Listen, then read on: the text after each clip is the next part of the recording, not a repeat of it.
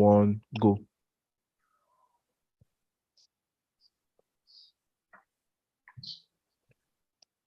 In a weekend where we're meant to be talking about Man City dropping points, Arsenal getting 5 points, Arsenal topping the league with 5 points, Chelsea dropping points again, Liverpool winning, and Garnacho saving Manchester United.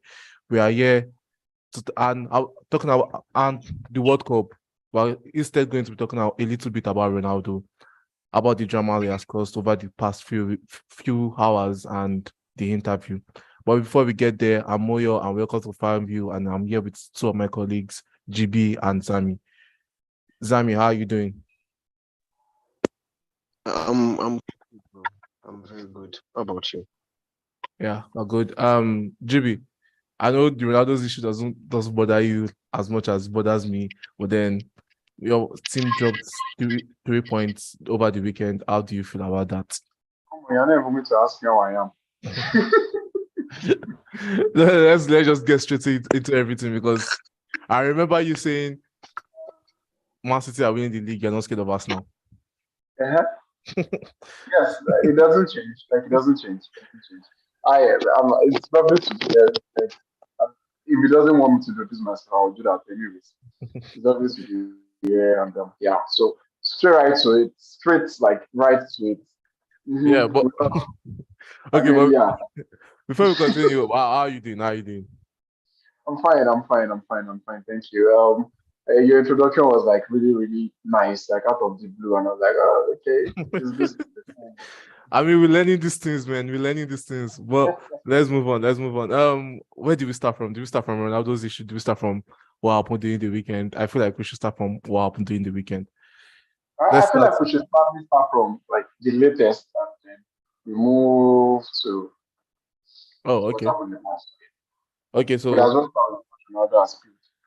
Okay, so let's just talk about the interview. I mean, everybody has heard a few parts of it. We're waiting for the full video to come out, because I know a lot of people have been wondering why we've not talked about it and everything. We are just waiting for the full interview so we know what to say, so we analyze it. And I feel like a video is going to come out on Friday. We're going to go live on Friday about it to digest everything and be able to talk about it. But then from what we've heard, GB, what was your reaction when you first saw the little clips about the video?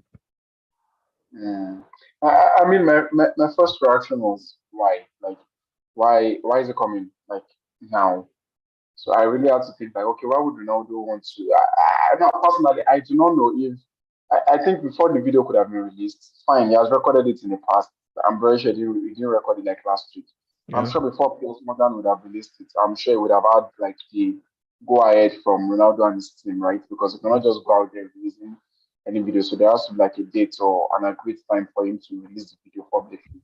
Mm-hmm. So I'm very sure, 100% sure that Ronaldo is quite aware of the period that it's being released. Now that the club football is over for a while, and then to World Cup football. So I feel like this is almost looking like the perfect time to drop such a bomb, right? Everybody is trying to reflect, okay, what has happened in the Premier League over the last few weeks, and now are we looking forward to the World Cup. So there is this period of momentarily, we have this period of silence. I don't want to say silence, but any news that drops right now could easily go on to be the next big thing, especially when it's coming from someone like Ronaldo, Yeah. Because in terms of social media traction and then followers and then his audience, I don't think anybody beats him.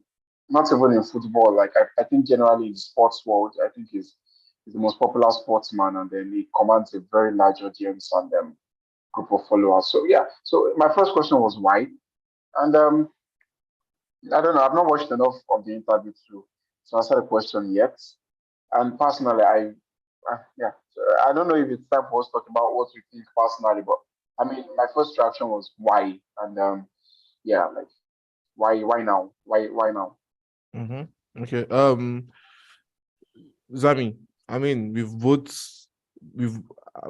support clubs where they've had past histories, and I know that you've had recent history, you've had recent success and everything. But then before Ronaldo came to United, he was always talking about. We heard that he was meant to go to City. He came to United, and then now that he has come, it's we wanted him back, but we never realized how toxic he was going to be. when you look at it from this point of view, do you think United made the right decision bringing him back, or do you think they should have just let him go to City?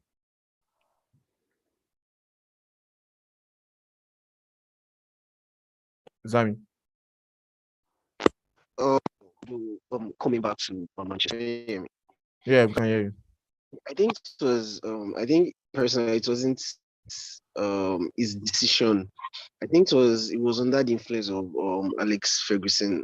I heard there was a part where when the deal to Manchester City was very close, Alex Ferguson had to reach out to Ronaldo. That, come on, you can't join our rivals. It's so impossible.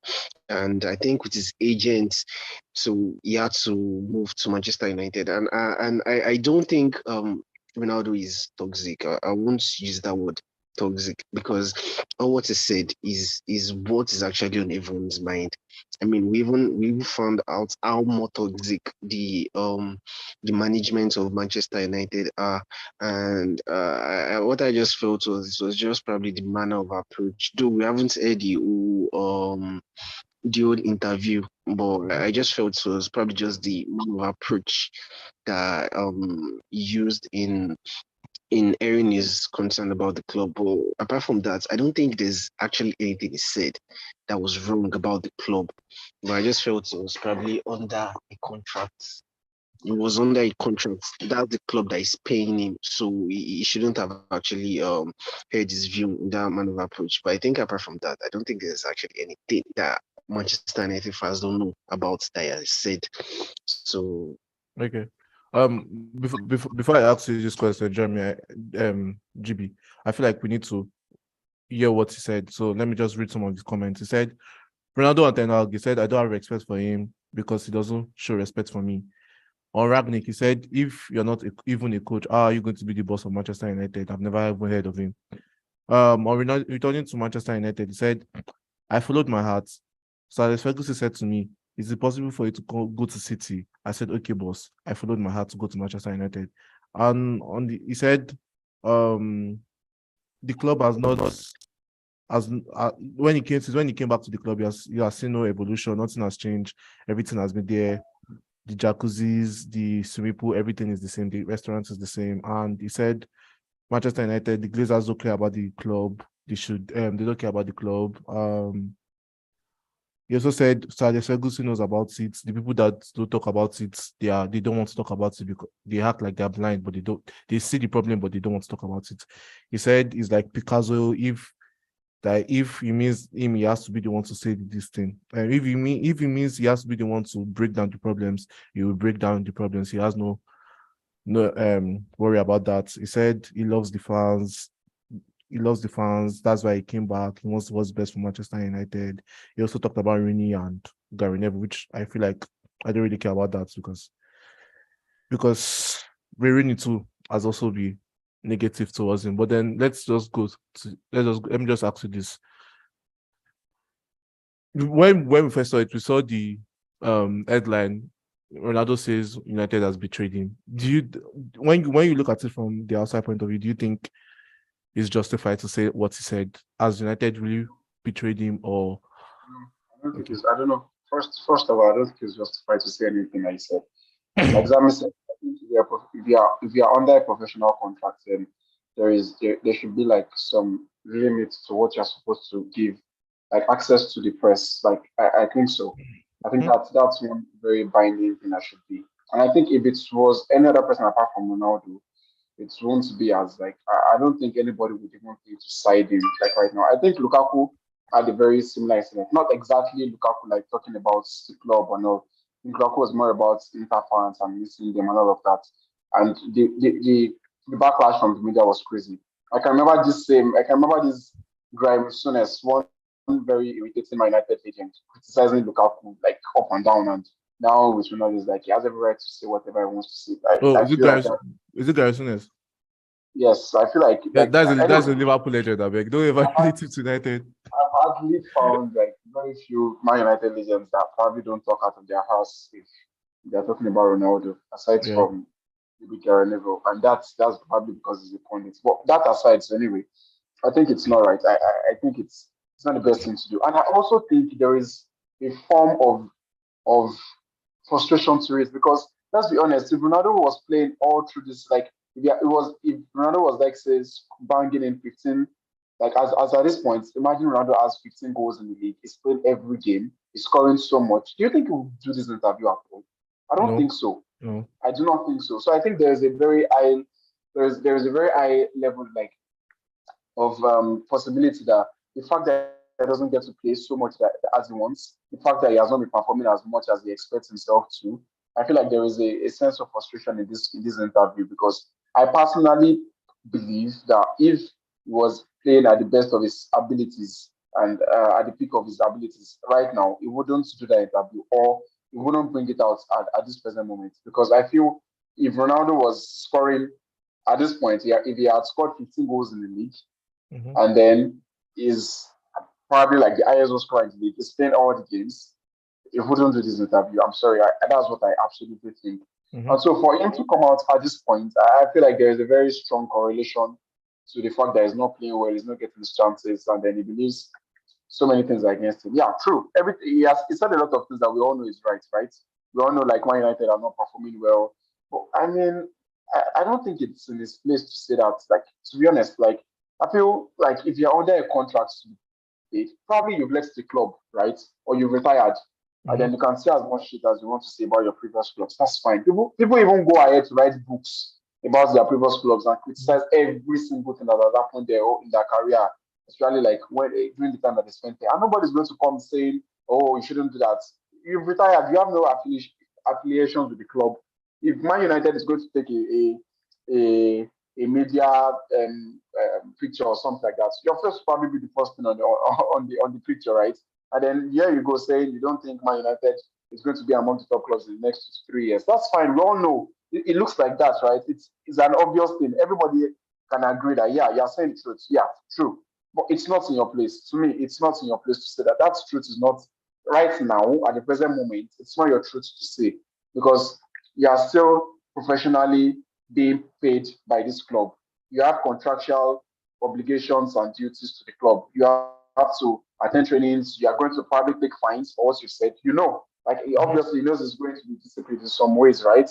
And he probably knows probably might not even play another game with United again. January comes, he leaves.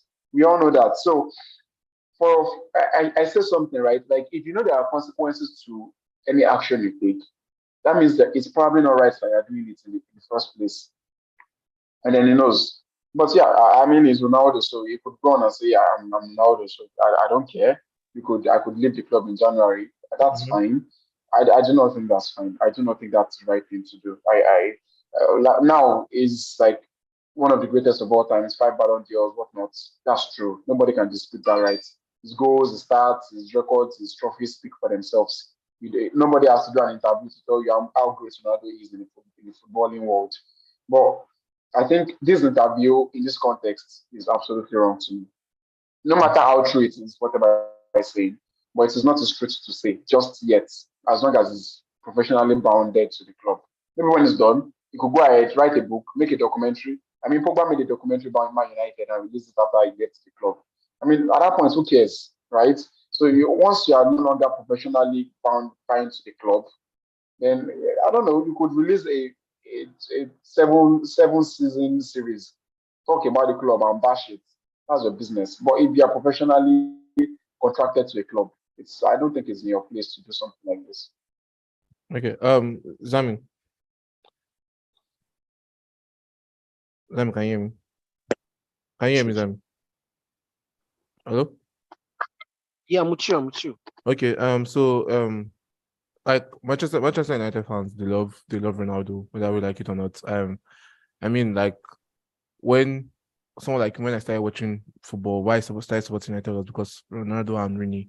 And then when you see him say, "Oh, the Glazers are not good for Manchester United," at first, let me lie, when I first heard about the interview, I was not really angry about it. I was like, "This is not what we have been saying." But then now that I've digested it, I feel like it's wrong. He called out the Glazers, and then he said, if when Piers Morgan was talking to Talksport, he said you can really see from the interview that he really loves the fans. him coming out to say, "Oh, okay, the Glazers out," and say everything that he has said after that. Do you think Ronaldo actually really loves Manchester United the way the fans really love him, or do you think it's just for his own good? Yeah, for Ronaldo to have actually said to have actually come out to like make those kinds of sensitive comments, it really shows how much he really loves the club and the fans. I mean, if he doesn't have any love for the club or for the fans, he would have like portrayed the I don't care attitude towards the club or the fans. But you can really see the zeal he has for the club and for the fans. So I think that's why he actually had to make that that interview. And still, I would still say coming out to make that sort of interview was actually wrong. Maybe the timing was actually wrong because it was still banded to the club by contracts. But like I said, there was actually nothing new. There was nothing new that he actually said that Manchester United fans or the whole world don't know about. But if you actually look at from Ronaldo's point of view, I felt from Ronaldo's point of view, I felt, as Ronaldo is a global superstar. We all know that he's a global superstar. So there are some privileges you are supposed to give to actually to global superstar that is not being given by Manchester United. I mean, Messi, while he was at Barca, and I know while he's in PSG right now, there are some privileges Messi is being given because he's a global superstar. In fact, I know he will actually one of the decision makers in that club. That's Messi, but I don't think that's the same for Ronaldo. You understand? I can Yeah. remember there was this game, Liverpool, Klopp substituted Mane, and he was so angry. He was so angry. He actually showed it while leaving the stadium, and Klopp had to actually apologize to Mane because he knows he's a superstar in that team, in that Liverpool team. Do you understand? He knows Mhm. he's a superstar, so he had to apologize to him. And even the president tried to like ask questions on actually what happened, and the club actually had to die the matter down. And the next match, money started. So that shows you how club is able to manage this sort of high profile players. At least there's high profile player. There's nothing you can do about it. So same as Ronaldo. I mean, why would you be? Though fine, the coach has the final say on who plays and who doesn't get to play. But I mean, why would you be Ronaldo and you actually sit him down on bench for no reason? To be honest, There is a that's reason just why. for you, that's Maybe just that's real truth. I mean, you can't even do that to Messi. You can't. That's just the truth about it. You can't do that to Messi. Fine, we know the coach has the rights to select the players, to know who plays and who doesn't play. But man, I mean, I just felt Ronaldo was badly treated. The love for the club and for the fans is still there. But hello, can you hear me? Yeah, we can hear you. But it's just being treated badly, and it has to just come out. I think you already had enough. And like I said, I was actually telling someone today, I felt Ronaldo already at the club. I think he has a club. He's going to probably be playing by January or by next summer transfer window. For him to have actually come out to say words like that, he probably felt his time at Manchester United is done already. So Okay. he had to grant that interview. So Okay. I would just say, he has the love of the fans at the club, but I just felt he's just being treated by the club poorly, Badly. badly. Okay, GB, you want to say something? yeah, I feel like there's even reason for him to sit on the bench. Like if the team gets to play better when I'm not there, then you should sit on the bench. Sorry, like that's how I feel. Because like if you're Messi or you're like football is evolving, right? Like nobody really wants to do that around the superstar anymore. Your team is supposed to be as a function of 11 parts, like 11 players, as like a well-grounded machine. I think we can all see Newcastle this season, or even Arsenal, right? Like if the whole part of its system is working fine, then that's what guarantees results, not one superstar that you're trying to feed his ego. I'm sorry, Like I don't know. I feel if you don't deserve to start because the coach actually sees, see, when you don't play, we're able to press more cohesively.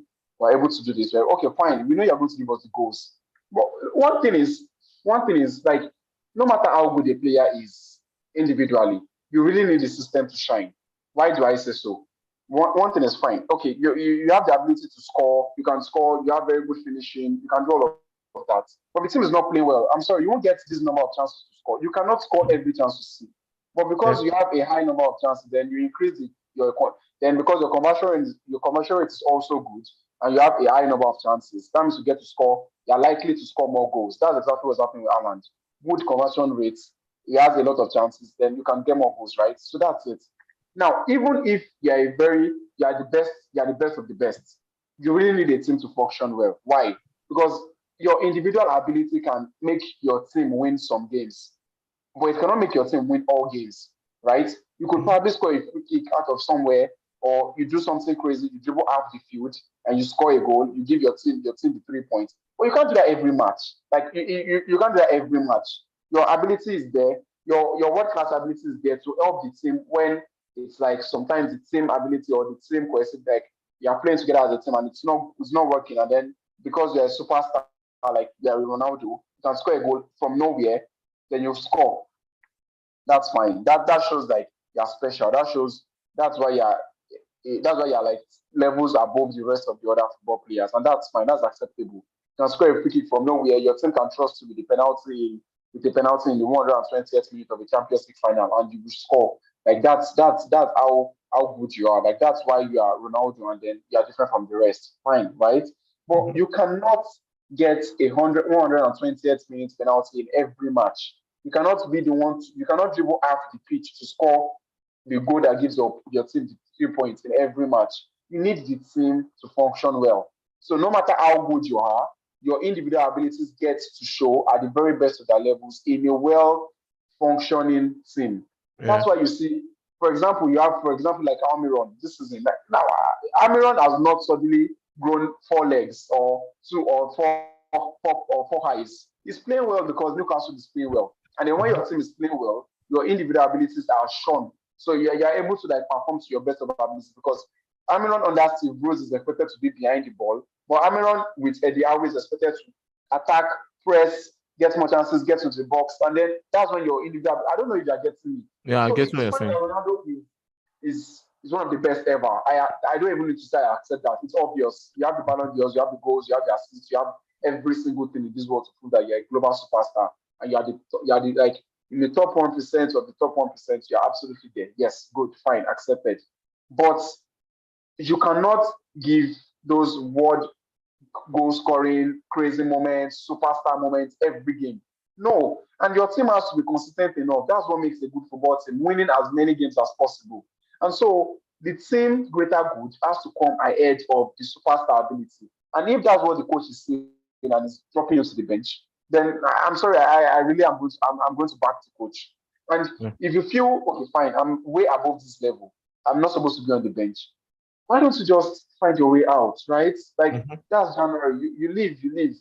After you leave, do your interview, abuse as many people as possible, bash as many people as possible. That's fine. But you can't tell me like you have the best interest of the club at heart and the fans and everything, and you come around doing this sort of interview at this moment when the club is still trying to find a speak. I do not believe that. I'm sorry. Oh yeah. Actually say the interest of the fans at heart because the things he said are what the fans have been clamoring for. So he actually has the interest at that. It's the club. The club is the problem, not the player. It's the club. So I feel like we have nothing new. There's nothing new. There's nothing new in all what he has said.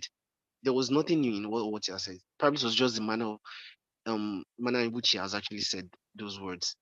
But there was nothing in what he has said. So he actually has the interest of the fans at, and you can actually see it. He still loves the club, but it's probably just the management that is the problem.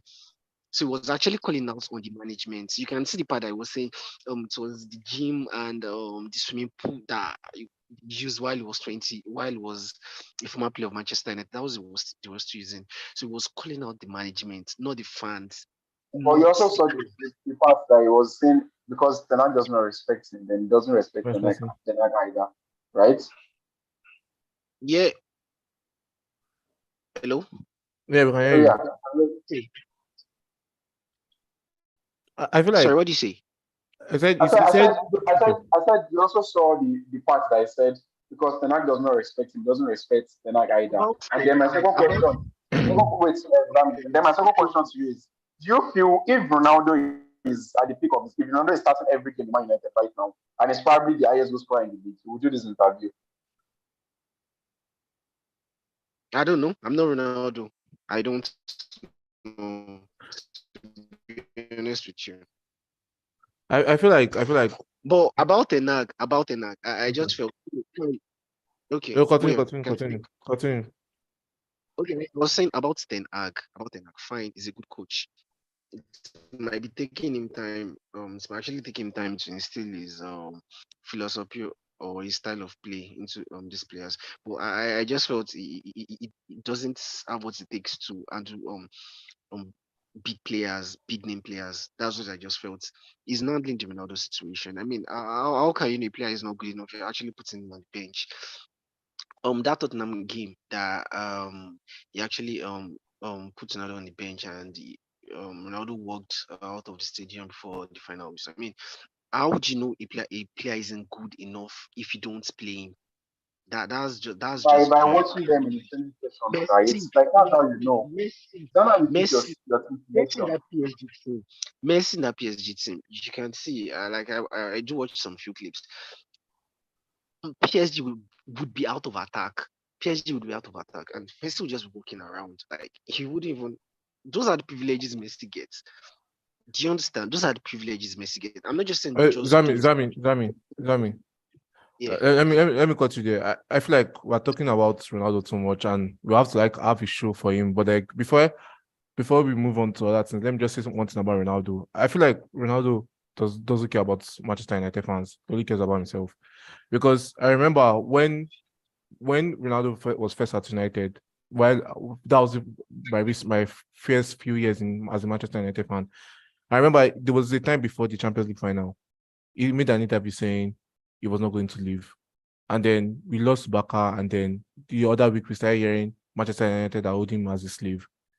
And Yeah, then and then and then he comes back, and then things didn't go well for Manchester United, but things were for him. And then he didn't make any interview. He made interview. Okay, when he made interview about young players not listening to him and everything. United fans backed him on that. But then this time around, for you to come out and say you don't respect the manager, the manager that when we're losing 6-2 to Man City, said he did bring him out of respect. The manager that said that giving captain armband against Aston Villa after he walked out from Old Trafford. yeah. If when you say Ten Hag doesn't know how to manage a big player, I mean Casemiro is there, he's managing him well. Varane is there, he's managing him well. When Casemiro first came to Manchester United, he wasn't starting games. But then Casemiro realized that, oh, okay, I have to get better to get into this team. But Ronaldo doesn't want to do that. Ronaldo just feels, oh, I'm Ronaldo. Who are you to bench me? And who are you to bring me on 2 minutes before the end of the game? Which I feel like it's really wrong. And um if Ronaldo really loved the fans, when he was banging goals last season, when he made that interview about young players not following, he should have just said, and even the owners too are not making it easy for us. They're not doing this. At least we know that okay, this is someone that actually cares. But then now that everything is going bad for him, he's coming here to say the players are not doing this, they're not doing that. I'm like, bro, I know, yes, this is going to help us in the protest, but then why do this interview and then still slag and then still insults the manager that is trying to build things at Manchester United? If you ask me, right, I don't think it's going to help. I don't think Glazers will, because of Ronaldo's statement, decide to sell off Man United tomorrow. Man United has been doing protests since No, God but knows then when. no, but then when in 2010 when David Beckham came back to Manchester United and then he held the scarf and everything, Manchester United the next few weeks lost major amount of money because people were not buying stocks. Because the Glazers, what they do is that they sell stocks out of Manchester United, and then for a big star to come out and say, "Oh, the Glazers don't care about the club," the stocks sales reduce. So I feel like okay, yes, for Ronaldo to come out saying it might actually help the fact that okay, They won't sell United. That's it. We all know that, except there's Which an yeah. opportunity. Whether the stocks are rising or they're falling, doesn't mean. Yeah. But then I feel like we should just try and move on I from. mean, we have to wait for the full interview and then Yeah, we have but the but kind of you know, action. but Because you I know, think we haven't watched the whole interview. Yeah, so yeah, I So feel we like have we should there move are on. still what's many the things implication? that I What still feel like what these is guys are the going to cause trouble. Yeah. Well, GB, before I go, before we move on, let me just ask this question: if Erling Haaland in the next 10 years, yeah, if he wins as much as what Ronaldo has won, and then he's about to come next 10 years, and let's just say Man City are in the same situation we are, and um United are in the situation where Man City is where they're dominating again and everything, and you hear Haaland wants to go to Manchester United, and after he has achieved what he has achieved, and then you could see the future on how this was going to play out for you guys. Would you want to sign Erling Haaland? I don't know, right? Personally, I always feel like I always say this. I feel a player is meant to be in the team. I never like to see like a player being like way above his teammates or like it's like every it's fine that every sometimes when Ronaldo was at Real Madrid, for example, every starting 11 there is a Ronaldo there already. So it's like starting 10. So who else is going to play with him? That's fine. Why? Because he gave you the goals. Like it was at the peak of his power. See, Ronaldo is. I don't have to say it. Like we all know how like he's one of the greatest of all time. That's true, right? Mm-hmm. And we could see how much his goals contributed to Real Madrid's success. So nobody can ever say like Ronaldo does not deserve his spot as a global superstar. You cannot say it because it's obvious for you to see. But I mean, right now, in the kind of frame that Man United is right now, if Ronaldo is not starting, I understand. I'm not a Man United fan, but I think the manager at this point, with the amount of managers that Man has had in the last few years after Ferguson has retired, I think anything the manager wants to do now that is going to work for him, please Mm-hmm. do it. I mean, Ateta had to deal with Aubameyang. There is nowhere close to Ronaldo's level, and it Yeah. was way close to. But now, I think to some extent, it's obvious. Like if if a player is going to come in, even if he's not a superstar, he's going to contribute to the entirety of the team. This is one of the reasons why I like Salah a lot because Salah is like a global superstar. I'm sorry, like it's like a global superstar, right? Mm-hmm. But he still knows his place in the team. Darwin Nunes coming in doesn't mean Salah is going to go to an interview and say, "Oh, Liverpool are now losing now." That this guy that is so silly with his Yeah. decision making. You don't have to do that, right? It's like you know your place. No one knows his place, and that's why two things. He knows his place. That's why he's able to do this. That's why he knows if he comes out to do an interview in 10 seconds, the whole world is going to explode because it's Ronaldo, and that's Yeah. why he has enough leverage to do whatever he wants to do. But I feel why don't you just wait to leave the club and then spill as much secret as you want to spill? I mean, nobody's going to hurt you at that point. Okay. So let's just move on to this weekend's this thing. Before as we are moving, so this we're talking about Ronaldo, let's just talk about Manchester United. Zami, I don't know. Zami, how was the performance of Manchester United against Fulham? How did you see it?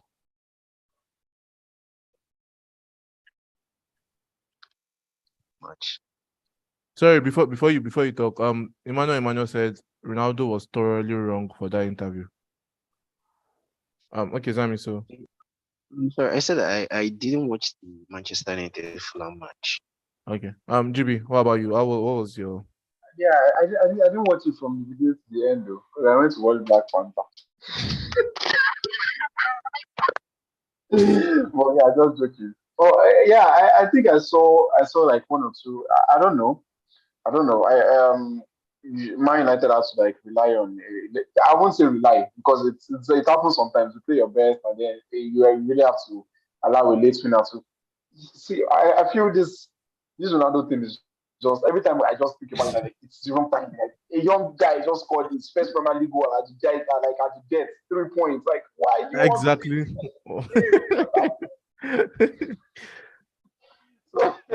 Like everybody's meant to be raving about Garnacho now. Everybody's talking about it. it's like at this moment, I was like, oh, this new boy that is breaking out.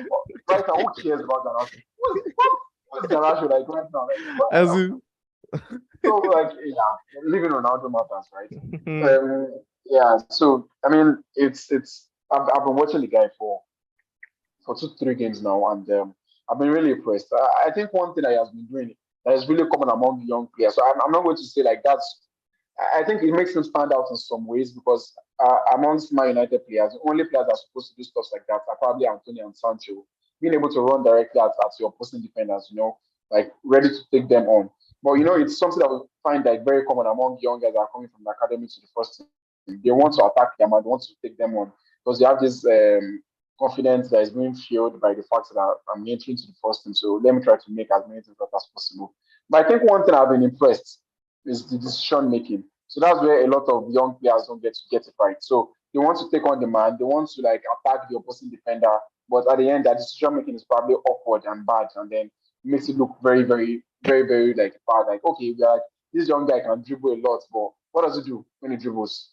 What how does it affect his team? And then Yeah. I think that's one thing I've been seeing in Garnacho, right? So if he attacks the player, what's the next thing you do after? So I think one of the assists for McTominay against I can't remember the team now, Aston Villa in the cup was like a very very very good decision. Like after you attack the player, you made the cross to the Yes, box, yeah, yeah.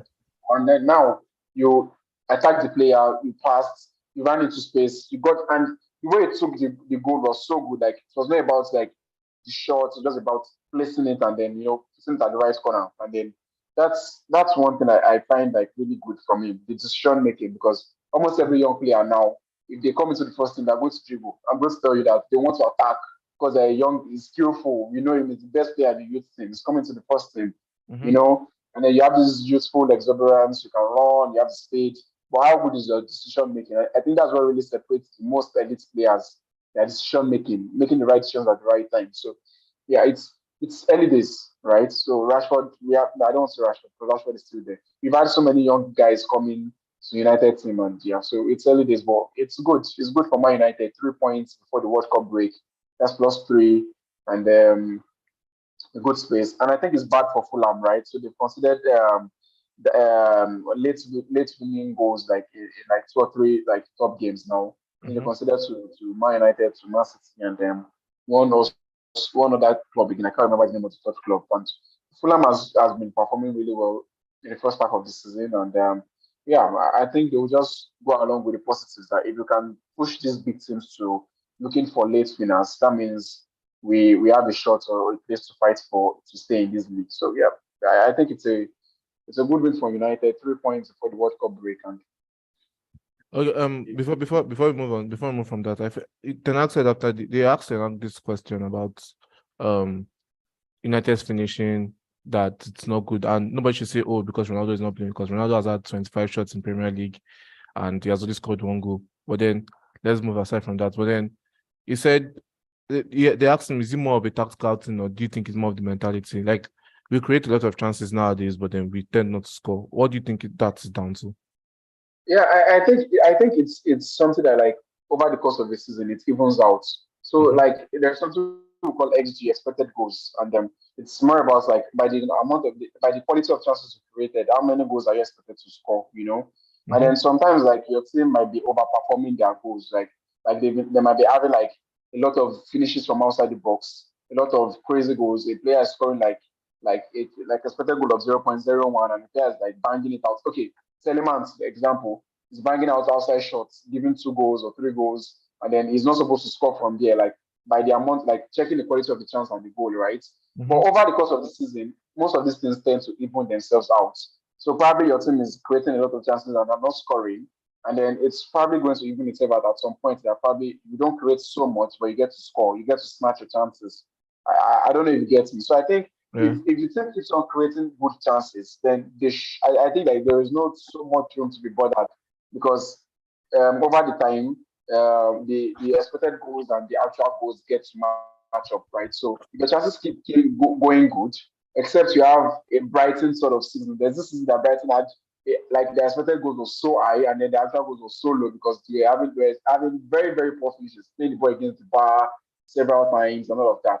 But if you have world class players like Man United do, and then you create the amount of chances that they do, then Mm-hmm. it's so natural for you to be sure that at some point the amount of goals are expected to score and the amount of goals you get to score will even out because of the caliber of players. And then going to Ronaldo, right? I feel like you cannot really blame him, right? So you really need to get into the groove and get so many chances to score. It's normal, and so you might score, you might have 25 shots and 1 goal without playing regularly.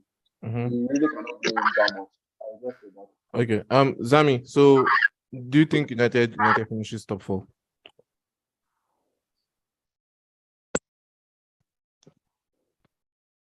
Hello?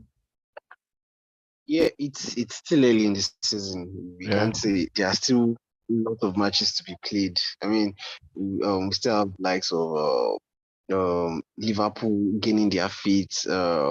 Chelsea, of course, they're in a rough patch right now, but hopefully after the World Cup, they are going to hopefully find their feet. Newcastle also, Tottenham. I mean, they are do or die spirits, and with Conte at the helm, they actually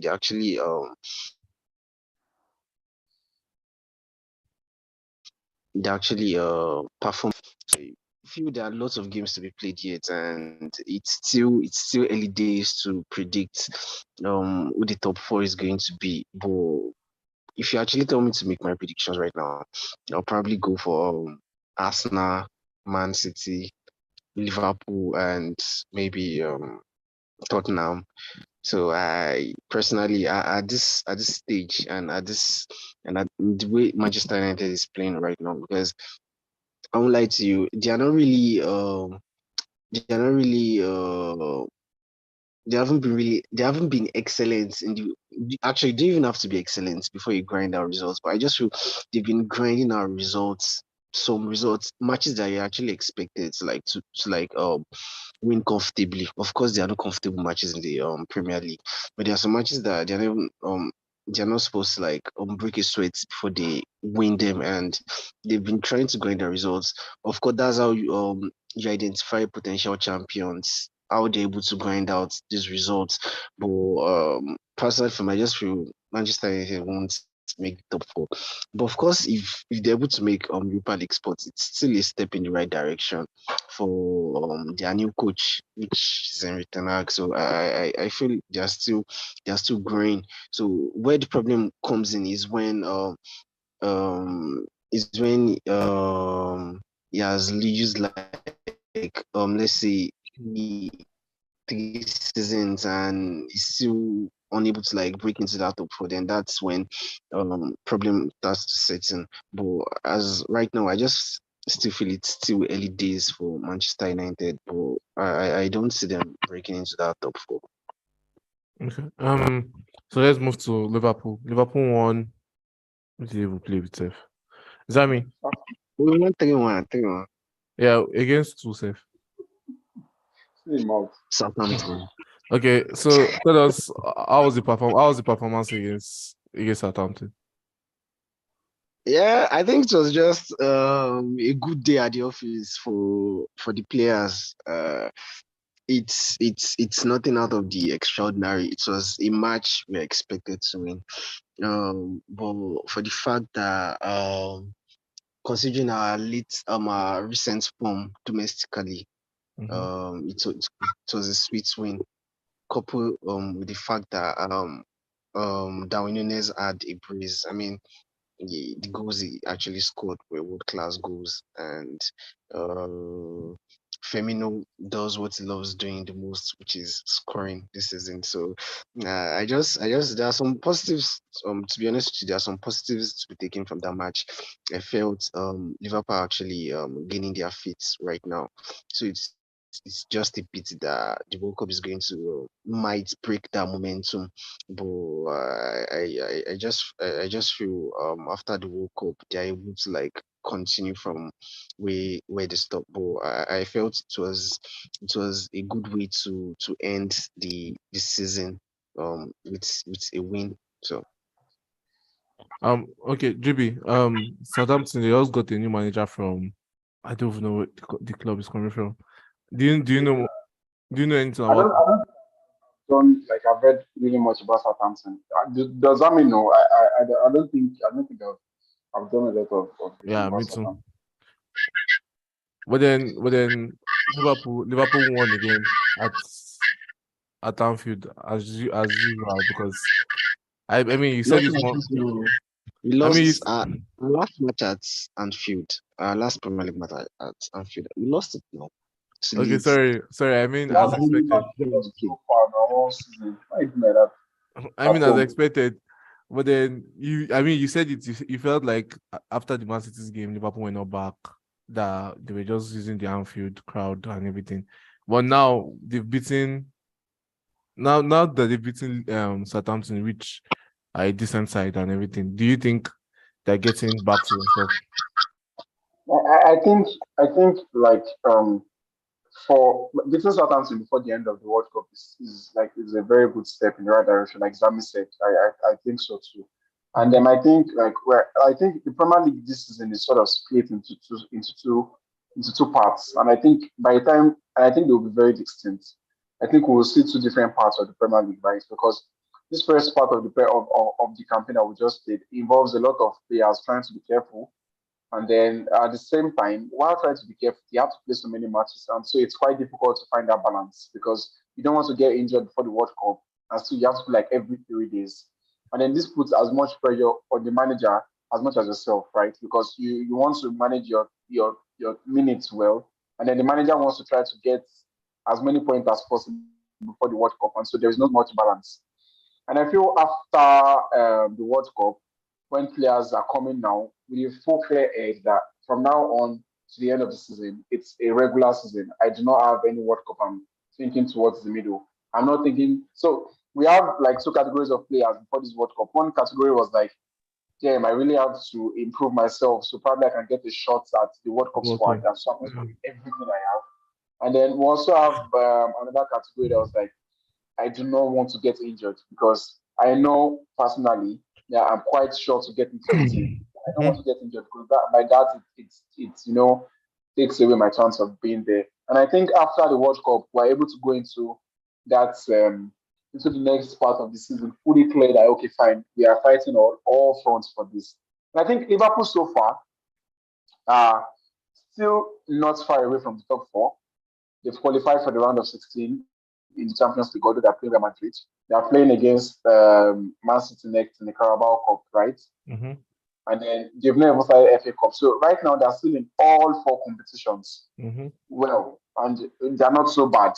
And so I feel getting away with a win, despite how crazy their season has been, by their standards, I would say by their standards. So by Liverpool standards, we expect them to be first or second. Mm-hmm. But it's not been like that, right? But they are not still so far away from the top four. And so by their standards, it's something that club can say, yeah, fine, we've not been at our best, but come on, look at where we are. And why can't we build up from where we are now at the second part of the season? As much as I hate to say this about Liverpool. So, but that's the truth anyway. Okay. Yeah. Okay, so let's try and move on to Arsenal. Arsenal played Wolves on Saturday evening by 7:45. GB, I mean, you lost to Brentford. I'm very sure you're hoping for Arsenal to drop points too, but then they did drop points. Well, what do you think makes Arsenal so good right now? They're good because they're a product of the entire work they've been doing. They've been doing over the last few seasons, right? From getting each transfer window right to getting the right profile of players for the right positions. And and they have their team absolutely complete and at the peak of their powers right now. So injuries is something that they've been able to handle so far. Yeah. And when you're able to get your best 11 players on the pitch at the same time, you're giving yourself a massive shot at improving yourself rapidly. Imagine Liverpool being able to get their best 11 players at the pitch at the same time. They're Luis Diaz, they're Nunez, they're Salah, and Chelsea being able to get Luis James and Chilwell. That's good. But Mm-hmm. it's not possible, right, for everybody to be able to do that. That's why we have injuries and suspensions and bad luck. And so Arsenal has been lucky. You need luck to win champions to win the Premier League. I'm sorry, like I wouldn't say lucky because I'm trying to like delimit what's their What they've done? performances. Yeah. Yes, but you need luck to win the league. You need some VAR calls to go your way. You need injuries to go your way. You need suspensions to go your way. You need form to go your way. You need so many things to go your way. And then so far they've been having it, and that's absolute kudos to them. they've been on top of their game, and yeah, I think we are all impressed by what Arsenal has been doing so far. So quite obvious. Okay. Zami, when you see, I mean, you're the last thing to give Man City the stress of winning the league, and I mean, you won it once out of the last how many years, but then when you see Arsenal, do you think they can mount a title challenge against Man City? I see. Talking about Arsenal, I do tell people that I don't think Arsenal, those Arsenal players, they have that um mentality to like go head with Manchester City. I mean, after the World Cup, I mean, Manchester City can actually win like 13 games in a row. I don't think those Arsenal players they can actually do it, but I don't think those Arsenal players actually have that mentality, that monster mentality to go on that from fine. They've done it in this first half of the season for the World Cup, but after the World Cup, let's as everything goes. But like GB said, you also need some decisions. You need a little bit of luck. You need some decisions, referee decisions to go in favor of you. You need luck when it comes to injuries. I mean, if Arsenal can actually get their best players fit, the likes of Saliba, the likes of Gabriel, the likes of Jesus. I mean, how fantastic has Jesus been for the Arsenal team? If they can actually get them fit, and we have a Manchester City team that are actually they're having 16 of their players going for the World Cup. So surely when these Manchester City players return back to club duties, of course they are humans. Fatigue will surely tell on them. So it's just how well they're able to manage their players, and also looking at and I think in terms of management of player fatigue, Arsenal will be having an upper hand ahead of Manchester City. I'm not really sure how many of their players are going to the World Cup, but I think there is this 6 or 7. I'm not really sure. After that 6 or 7, we are sure like at least 3 might be returning. Might not qualify for the knockout phase. So Hmm. Don't know for sure. yeah, now, bro.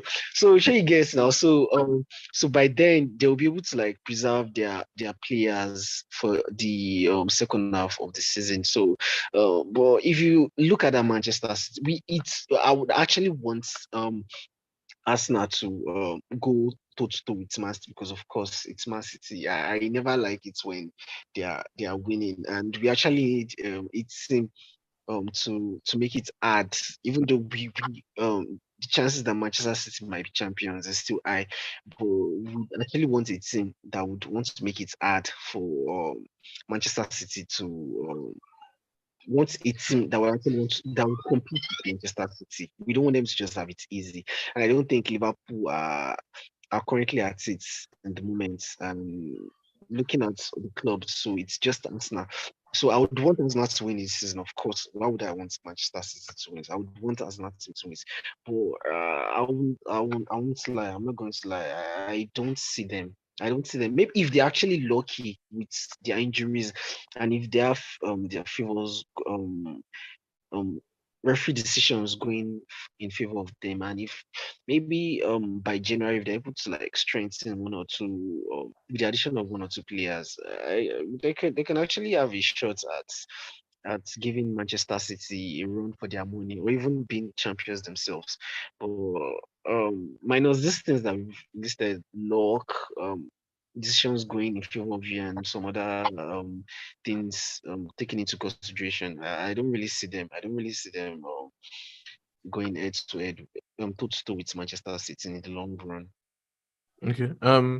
I mean, there are 8 of Arsenal starting 11 going for World Cup, so we could see some injuries.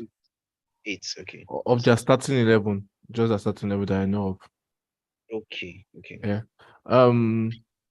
GB, so you said you were not scared of Arsenal now. They are 5 points ahead of you. Are you scared of them? If not, why are you not scared of them yet? Yeah, so me not being scared of them does not like mean they are not types of complainers, right? Yeah. But I mean like checking like against my own like beliefs because after how many games have we played so far? I think 14 now, Mm-hmm. right, in the league, and I think I have 32 points, and Arsenal has 30 what 37. Is that true? Yeah. Um, let's be sure. Let's be sure. Whatever facts now, it's not there. But yeah, am I right, Zambi? I'm not good at you. Arsenal has 37, Man City has 30, 32. Okay, yeah. So I am 14 games, right? Yeah. So I took a look at our season last year, and after 16 games last year, we had 38 points. And so I feel right now we are still sort of like in a very similar position to where we are last year because if and 38 points at this point with two less games, and now we have 32 points. So that means a possible 6 points to what we have right now will be at the same level that we had last year. But at that point last year, we were leading the league with 1 point over I think Liverpool, and then followed by Chelsea. So I still think like in terms of points, 5 points at this point of the season after 14 games is not something that I'm scared of. I think it's something that's perfectly fine. Like and does not really count. Like I feel it's not so much large enough for me to say, okay, fine. I'm scared of Arsenal, and I think they might just get to run away with this. But that being said, I cannot discredit Arsenal as a team that could probably complete the last day. But I feel if Man City is able to do, it's more about what we're able to do. Concentrate on ourselves. If we're able to do what we're able to do, meet up to our levels, then I think it will be up to us now trying to figure out if we can get to 97, 98, 99 points. So that's what I think. Okay. So, but then we're all agreeing that top four is secured for them. I won't say, yeah, it's football, right? But I think that right now it's so obvious that they are the best placed Yeah. top four. Yeah. Okay. So let's move to Tottenham. Tottenham versus Leeds. 4-3. That was a really exciting game. GB, before we talked about before the match, we said, I think he said if Leeds allowed them to run, if Tottenham allowed Leeds to run over them, they would struggle. How entertaining was the match, and what do you think? Do you think it was tactics? It was good tactics from the Leeds manager. One, it was a horror show of defensive mistakes, like from both sides. Like for a minute, it looked like a FIFA game where the two of you that you are playing against each other, our defenses are not good. So how much can we score? Like who can score the most? Like who is the ball Yeah, going to end up with? Who's going to score the most? And that's yeah, how the game. And that's not a good way for Tottenham to evaluate their performances because Tottenham don't want to evaluate their performances by checking how much they were able to sit down with the opposition and score. Like we are 4-3, right? I mm-hmm. think for Leeds, it's fine. Leeds don't care if they play 4-4, 5-5. They're a kind of team that they like to cause chaos. And then when Yeah, you play like that, there is a high possibility that you might just get into high goal scoring matches because Leeds always play on Leeds try to create chaos. And so no matter how many goals Leeds score, there's always this tendency that you can score them back. Because it's not like they score and then they want to sit deep to protect the lead like how other teams in the bottom half do. Lead score you and then you still see them high on the pressing out and then it's just like every minute they're susceptible to being scored. So I think it was the horror show of defending. But I mean that's what all neutral wants, right? Like we want to see 4-3, we mm-hmm. want to see 5-4, we want to see Mm-hmm. so many goals in the game. And then yeah, so from Tottenham's perspective, I think it's not the game that they want to repeat itself anytime soon. But yeah, they've won 3 points. So many times we've said that this season that Tottenham they are not playing up to what they expect, but they've won again. And Yeah, then I think the second half of the season, I would say that was my point of after World Cup. It turned out to be very good for Tottenham, right? Because if you pushed yourself to being at the point where you're in the league right now, you are qualified for the Champions League round of 16. There's still FA Cup in front of you and then you are still here, and your best players are not performing yet. You don't have your son fully fit yet. Kulusevski is not entered, like he's not fully in the team yet, and Richarlison is not fully in the team, and you are able to be at this position, and then you still have the entirety of the second half of the season to go. I mean, no matter how poor your performances have been in the first half, you still have like, okay, yeah, if you can achieve this with this amount of resources and this amount of performances, How much more when we only have the season to look ahead? It means Mhm. we could move a year forward. So I think Conte wouldn't be the worst manager in the world right now. He's going into the World Cup places. And then yeah, for Leeds, I've said it before, they tend to play better when they are a goal down because they are absolutely agents of chaos. Leeds is like 11 Nunes running around. Nunes to me is like it's like an agent of chaos, and this is like an absolute case of like everybody wants to get into the action. And then when it goes well, it goes well. When it does not go well, it's so terrible everybody Yeah. wins. So yeah, that's just the situation. hmm Um, I feel like when you said there are two types of players before this World Cup, I feel like that I also add on that one. I feel like there's some players that actually really just try their best to get into their teams, and then after the World Cup, when I see a decline from the team, and I'm talking about Arsenal actually. Yeah, But that's true. That's another. I mean, you're not wrong. I mean, that's another point to look at it from. I mean, that's Mhm. another point to look at it from. But one thing we also know is what happens after an international competition can make or mar your star players. I think we saw that with Salah last season after losing out in the finals of the AFCON and then not being able to qualify for the World Cup. We really saw a decline in Salah performances, right? Yeah. And then some of these things can make or mar. And then we saw Mane. Mane improved his performances. Was able to get. I think Mane took third or second in the Ballon d'Or votes. So it took second. Second, right, Zami, right? Second. Yeah, so like we can see like how much an international competition can instantly improve your players' morale and or bring it down. And so yeah, so there are so many factors, and that's why we say this season is so going to be different. Like the second half of the season could be a different play to the first half because so many things the World Cup is going to affect. That we or even the managers themselves, they say like they're eager to see what happens. How do these players come back? What's in their heads? Yeah. So, yeah. Okay. Let's move on to Man City. Sorry, before we move on to Man City, let's move on to. Well, should we move on to Man City or Chelsea? Let's move on to Man City. City. Zami is like yeah, really eager to talk about Man City. What did you think about the game? Uh, actually, like I did say, it was just a bad day at the office for Manchester City. I mean, they actually did everything that was needed to be done. I mean, they had everything. They dominated everything. Shots and targets, position, everything. But I felt football just happened to them. They just I mean, you can see last week against was it Fulham. who did you play last week? Fulham, yeah, Fulham. They had a late goal and to seal the win, and they felt the same thing might have actually happened on Saturday again, but too bad. Ivan Tony, he struck a dagger through your heart. First of all, I just there was nothing actually. Man City did actually put a wrong foot. But the thing is, these teams,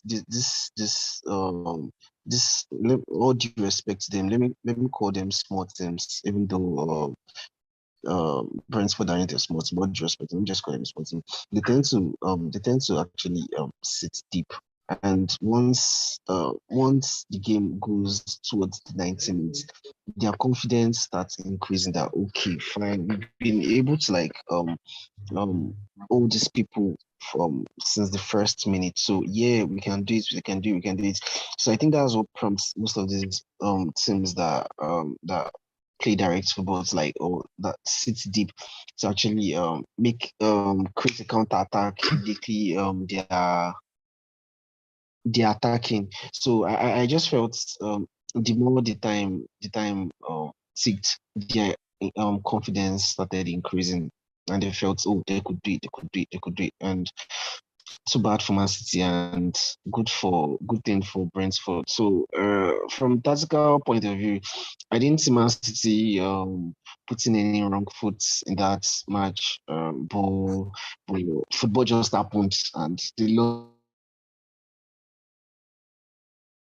at the Etihad. Too bad for them. Good for Liverpool. That's all.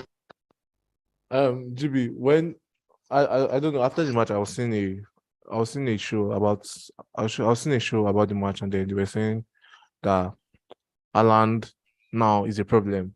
That he made 25 touches in the game. That it's like Manchester City are not trying to suit to Haaland. That yes, it might look good, but then when they play against a team that is more compact, that defends well, that they struggle. Do you feel that? And well, how was that? Like it's always normal. We always have reactionary, like, very funny people on Twitter or wherever wherever it gets because it's funny, right? Because I think you cannot score in every game. It's like it's not possible. I don't want to know how good you are. Like I don't Yeah. want to know how what else you are. Ronaldo at his best or didn't score every game, and I think Ronaldo is like in terms of goals, I think it's Yeah. probably the highest. So you can't score every game. It's practically impossible. And then even when Alan did not play, we won. Like I mean, we played like 3 matches. Alvarez was the one getting the goals, and we were winning. So yeah, with Alan, it gives us another yeah okay. With Alan, it gives us another perspective to the way we structure our attack. Well, yeah, I feel defensive wise, we are not able to deal with Brentford's aerial balls. Like Tony was on top. To be Mhm. honest, it felt like when before the match started, I was telling my younger brother like, I really hope that today is not the day where Tony's like, you guys are not people for World Cup, right? I will make sure that someone feels my wrath. And it was almost like that. We could have had an hat-trick, if not for KDB suddenly becoming our best defender and moving the ball off the line. It would have been an hat-trick for Tony. Mhm. We couldn't deal with the aerial threats. They grew, like as Zami said, more confident as the game lasted.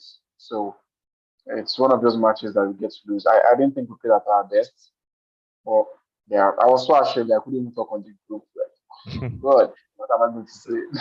Do you think it comes down to the fact that, oh, okay, World Cup is in a week's time, and then the players, because majority of your players will. Yeah, I think we could have played another another psychological advantage, right? Because you're like Mhm. you have the World Cup soon, but still, I mean, they're professionals, right? You are not supposed to give up excuses like that. Every game is supposed to be like you're playing your last one, but they are humans at the same time. So there is this psychological effect, like I have to be careful, manage myself. How would it be like? Mhm. I think I cannot imagine Madison when he limps off the field in Leicester match and it's like, don't tell me I'm going to get injured when I just literally got my England call up. Like what?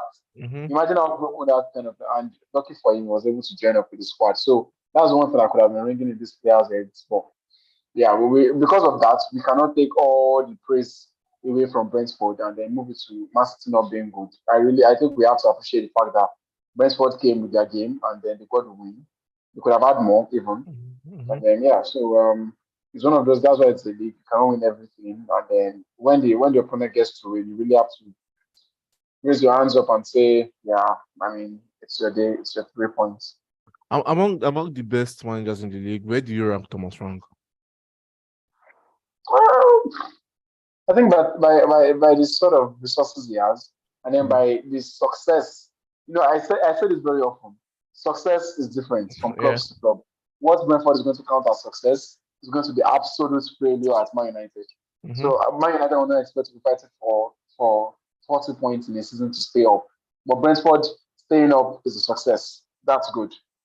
And so by judging teams by their success, I think Thomas Frank is doing absolutely fine. I think he's doing absolutely well. I think is in terms of what the resources he has and then his objectives, I think he meets his objectives perfectly fine. And I think I think it's a very good one. I think it's a very good one. It's a very So good one. okay, but then you still hope, and then you still feel Manchester City will win the league.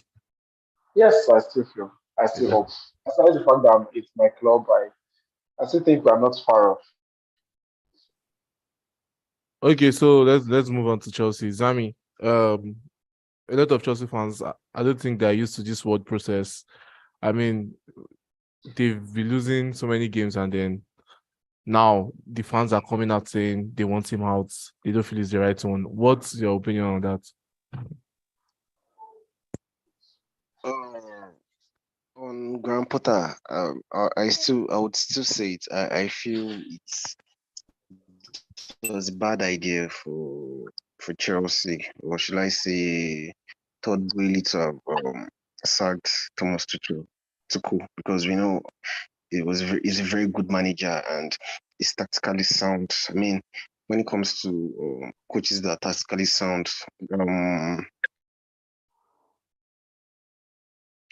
Thomas Tuchel has to be up. Now, the question you'd actually want to ask the management at Chelsea is, if you're actually sacking Thomas Tuchel, then you're actually supposed to bring an upgrade of Thomas Tuchel, not a Graham Potter.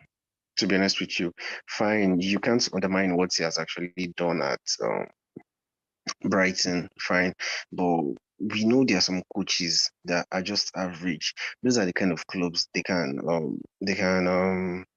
manage. So I don't see Graham Potter as a good fit for Chelsea. Um, Aston Villa coach Emery, you can see from his first game, even how many training sessions did he have with his Aston Villa players. You Mm-hmm. don't have to. I did tell people, like, you don't have to have like 10 training sessions before you can get to instill your philosophy into your players. Though it might take time, but sometimes it's just about the changes, the personality used for different matches. For the match against Manchester United, you can see he didn't use Danny Ings, he used Oli Watkins, and he actually bring some changes. He used Ramsey. Was that the flank? Or I've forgotten the players he used, but it wasn't the players he used for Manchester United. He used, I think, the next match he used Danny Ings in place of Oli Watkins. So you can see, we all know Unai is a very tactical manager, and is a serial winner.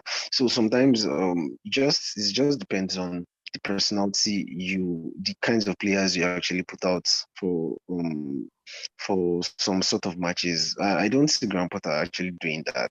In fact, all due respect to him, I just feel he's clueless. Like, he doesn't even know what is the lineup to like put out. It doesn't even know what to do. To be honest with you, it doesn't even know what players that suits a particular kind of match. I don't know, because why would you have, irrespective of how you've been playing, why would you have a ZH or a Pulisic, and come on, starting Galaga? To be honest with you, I don't know. I don't know what's wrong with Zakaria. He was, from the first match he played against, was it AC Milan? You see how Salzburg. he turned. Was it? Oh, sorry, Salzburg. He turned Yeah. up and I mean, why can't you just like give him a run of matches for him to just build that confidence? And to be honest with you, I don't know. I don't know what's really wrong with that Chelsea team. I just feel Graham Potter is not the solution. To be honest with you, and for a coach, even if your first season, for a very good coach that you would know is going to like actually make a mark on the team, you would have been saying it's fine. They might not be getting results, but at least you know that, oh, fine, this team actually going through a transition, and you probably be saying that thing the coach is trying to instill. That thing is trying to instill. But I don't just see it in this Chelsea, in this set of Chelsea players. I don't see it in this Chelsea team. They're Okay. just they're just going to into a match and just, we hope we win. And so I don't think Graham Potter is the solution to Chelsea's problem. They probably should just get a better coach. Okay. GB. Newcastle again. They are 2 points behind Man City, third on the table. Okay, you've always been saying you've been impressed about it, so I'm not even going to ask you that. But then, do you think they can make the top four? I think that's a very tricky one, because I think for Newcastle to make it top, they need a awful lot of things to go that way, like a awful lot of things to go that way. I mean, like a lot, because How about if they go during the January transfer window and they spend a lot? I don't think any team is going to be able to spend a lot in the general transfer window, because the way the season is set out, it's quite difficult for you to know. Except you want to buy probably the best performers at the World Cup. Like for you to buy all except probably you've already had that player as a long-term goal, and then World Cup you just go ahead to snatch him up. But yeah, I still think for them to get into the top four, they need a awful lot to go that way because Newcastle are a very good team, right? And then they are playing very intense, direct football and all of that, which is a testament to Eddie Howe's coaching because I don't think they've had. I think a lot of their resurgence has been due to some of the players that they've had in the past, and then they are certainly turning up. I think it's very easy. I think it's not bad. It's not wrong for me to say that Miguel, Almiron is probably the most informed player in the Premier League at the present moment. Mm-hmm. And then they do not have Saint Maximin present in the team yet, and they are still able to collect and get as many points as possible because I've always thought he's one of their most important players. I think he still is in some ways. But now it's more about getting functional players into the team. So now you have Joe Linton playing at that left wing side, a more functional player, a player that's not going to try to attempt 10 carry-ons. He's just going to like play to the best of the manager's instructions and make sure it's more of an entire team structure thing. And you Mm-hmm. have Dan Burn, you have centre back the boss from Botman, Botman, you have Dan Burn, centre back positions. They have a very good defense. I think defensive backs are like in the top two or top three best defense in the league so far. Yeah, so all this being said, what I'm saying is I've given like several reasons why they could probably have a shot at being there, right? But they still need a awful lot of things to go that way because I do not see Newcastle raking up more points than a Chelsea that is playing well, or a Man United that is playing at the best of their powers, or a Liverpool that is already getting back into the groove, Mm-hmm. or a Tottenham team. So I think they need a awful lot to be there. But that being said, they are not at third position because of luck. They are there because they've been able to get as many points as they've been. But I think playing in the league is a matter of how many points they're able to get, and they've been at top. And so kudos to them. But I think to get into the top four, they need a awful lot to go their way. Okay. I don't know when we were talking when we first started the show, you said something about Almiron.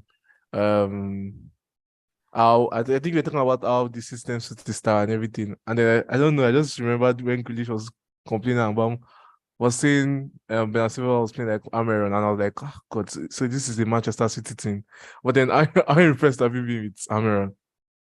I've been very impressed. I've been very impressed. I think I've been more impressed with the Always ability to bring out this part of Amira that we've not seen. I think he has been at Newcastle for like 3, 4, 5 years now, and we've not Mhm. seen this part of Amiron before. I, That I, I, being don't- said, I tried to get why people were actually thinking it was a bad player because I always said that I liked Almiron. Like he works hard. I just feel like I said earlier, like when the team playing style is very suited to your individual abilities, right? Because what happens is you might have what happens like you have a team, right? You have a position. Let's say you have a defensive midfield position. You can have four different defensive midfielders, and when they play in that same position, they play in several ways. Like the four of Mhm. them don't get to play in the same way. So the way Jorginho is going to play defensive midfield for you, is different from the way Sergio Busquets is going to do that. It's different from the way Casemiro is going to do that. And these are like three world-class defensive midfielders, but they don't play in the same way. And then Mhm. when you have a team that is playing to the best, like the team is playing, and then the strength of such a player is being highlighted, then what happens is your natural ability then meets up with the team's ability to bring out your best, and then when it meets, it propels you to another level. And that's Mhm. one thing we're seeing with Amiron. And then what happens is it instills confidence in you. So Amiron is able to take the ball from probably a fullback that has made a mistake and drive into the box like he did against Tottenham and score a curler. Like that's not something we've seen in this game before. And then one thing I've also observed is he has been overperforming his XG, right? So he has been having a lot of shots that are not expected to score, but he has been able to score because I think he has scored like two or three absolutely fantastic goals, like from Mhm. absolutely nowhere. And then probably at some point in the season, I believe the expected goals actually catches up with the actual goals. But it's very possible for a player to outperform his actual goals all through the season. I think we've seen Messi and Ronaldo do that over the period years. And then we've seen Salah and Son also do that in recent seasons, and Sterling even. So, yeah, I think he's playing at the peak of his powers right now. The team is playing to his strength, and then his natural ability is being shown. And then, yeah, I think if Newcastle keep playing well like this, we might even see new players come out to the limelight. Okay. Lastly, do you think? Let's move on to Chelsea. Do you think Tuchel will last to the end of the season? Potter, Sorry, maybe. Potter. Sorry. I think Potter is a long-term project. I think Chelsea fans are just going to take that patience. So that's exactly. I don't think Bole is going to start him anytime soon. Now we really have to consider the fact that Potter is coming into a team that is not his. First, he never had a say in any transfer windows. Second, he's a is a coach that is not at the world class level yet. He's coming from Brighton. He's a process coach. He's a sort of Arteta coach. Like it needs time for those ideas to be reflected. And then you cannot reflect those ideas when you have to play a match every 3 days with a group of world class players that are probably counting their eggs for the World Cup. So you're not going to tell Sterling to play in the wing back position when he knows he's not going to do that in England. So why do you want me to lose my best attributes, play as a forward, when I'm looking towards the World Cup and I want to play as a forward there? I'm absolutely not going to give you my best there. Aside from the fact that, do you get? Yeah. So it's going to be very difficult for him to get the best out of these players at this point. And so I think this break, I think he said that this break is absolutely one of the good things that can come for Chelsea at this present moment, because it can help him to work with his ideas. I believe in Potter. I believe he has a place to succeed at Chelsea. I believe Chelsea is a step up. Chelsea fans are not patient. They are not at all. Yeah, it's fine, right? They've never been used to this since Abramovich got the control of the club. And that's understandable. But now they have to be used to it. Now they have to learn the positions that they've never learned before. No matter how the shouting, no matter how these guys are going to stay for a while. I'm sorry. Okay. So I think we've come to the end of the show. Before I don't know if I should say this, but then I feel like I had an information that Ronaldo was going to go to Chelsea in January, but I don't know if it's true. So don't take my word for it. I don't think any Premier League is going to start Ronaldo. I don't know, but I felt like the source I got it from is actually a trustworthy source, so I just feel like it's going to happen. Not going to happen. Okay. All right. But then if it happens, you owe me. So that's what I'm going to say. Okay, so we've come to the end of the show. Thank you, viewers, for coming to watch. Please like, share, subscribe, and GB, any sign off? Yeah, lovely to be here. We've talked about stuff. I think the next time we'll be talking here will be more about Ronaldo's interview, and the we'll also be discussing the World Cup group stages and the most favourite to qualify and the list, and all of that. So, yeah, it's obviously going to be interesting with us every single time.